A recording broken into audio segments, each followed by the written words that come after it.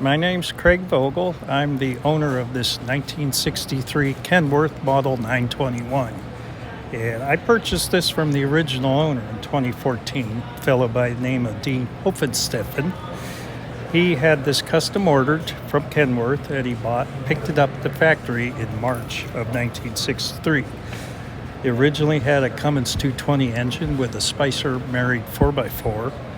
And after 2.5 million miles, he replaced it with a Cummins Big Cam 400 and a 13-speed Road Ranger.